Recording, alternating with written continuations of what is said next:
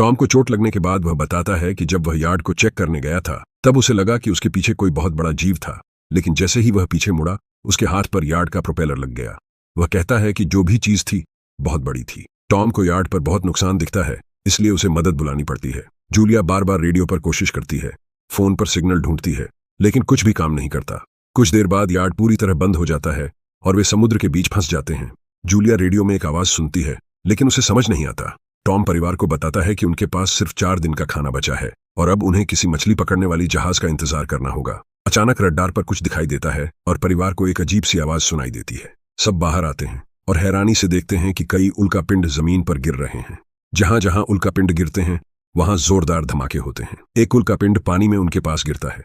Tom तुरंत yard को चलाने की कोशिश करता है। इंजन मुश्किल से चलता है, लेकिन तभी एक और उल्कापिंड उसी इलाके में गिरता है। डर के मारे परिवार एक दूसरे को कसकर पकड़ लेता है। तभी टॉम को समझ आता है कि जो आग के गोले ऊपर से गिर रहे हैं वे उल्कापिंड नहीं बल्कि सैटेलाइट हैं। फिर टॉम देखता है कि यार्ड से धुआं निकल रहा है। वह चेक करता है और उसे पक्का हो जाता है कि इंजन खराब हो गया है। हवा तेज होने लगती है तो परिवार यार्ड के अंदर छिप जाता है, बिना यह देखे कि कंपास तेजी से घूम रहा है। यार्ड जोर जोर से हिलने लगता है और लहरें लगातार उससे टकराती रहती हैं। टॉम बहुत कोशिश करके बाहर जाता है और लाइफ जैकेट ले आता है। तभी हालात और बिगड़ जाते हैं। टॉम रेडियो पर बात करने की कोशिश करता है, लेकिन सिग्नल नहीं मिलता। अचानक हवा और तेज हो जाती है। जूलिया दरवाजा बंद करने की कोशिश करती है, लेकिन कुछ काम नहीं करता। हवा इतनी तेज थी कि सब चीजें टूटने लगती हैं। टॉम पूरी कोशिश करता है कि किसी तरह मदद मिल जाए। पूरी कहानी जानने के लिए चैनल को लाइक और सब्सक्राइब करें।